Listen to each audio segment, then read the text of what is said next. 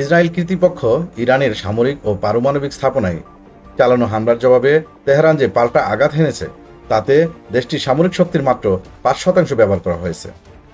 এমন বিস্ফোরক তথ্য জানিয়েছেন ইসলামী বিপ্লবী গার্ড বাহিনী আইআরজিসির এক শীর্ষস্থানীয় কর্মকর্তা। শনিবার ইরানের রাষ্ট্রীয় টেলিভিশনে দেওয়া এক সাক্ষাৎকারে আইআরজিসির উপকমান্ডার ব্রিগেডিয়ার জেনারেল মোহাম্মদ রেজা নাগিদি বলেন, আমরা এখনও আমাদের পূর্ণ সামরিক শক্তি প্রদর্শন করি। ইসরায়েলের বিরুদ্ধে পাল্টা হামলায় প্রতিরক্ষা সক্ষমতার কেবল এক ক্ষুদ্রাংশ সক্রিয় হয়েছে। আমাদের আসল শক্তি এখনও মঞ্চে ওঠেনি। তিনি হুঁশিয়ারি দিয়ে বলেন, ইরান যদি চায় তবে আরও বহুগুণ বেশি পরিমাণে এবং দীর্ঘ সময় ধরে শত্রুকে লক্ষ্যবস্তু করতে পারবে।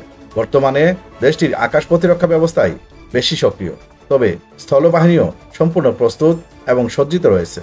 পূর্বের ঘটনার প্রেক্ষাপট: সম্প্রতি ইসরায়েল 13টি লক্ষ্যবস্তুতে ইরানের আকস্মিক এবং একতরফা হামলা চালায়।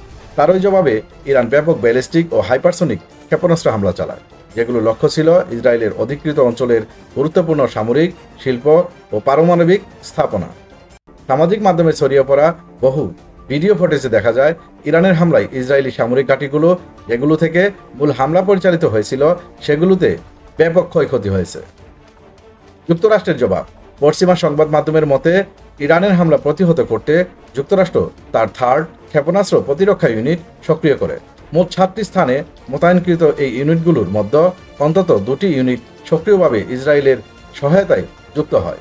বিশ্লেষকদের বরাতে জানা যায়, এই সহায়তা কার্যক্রমে 12 দিনে যুক্তরাষ্ট্রের ব্যয় হয় 800 মিলিয়ন মার্কিন ডলারেরও বেশি।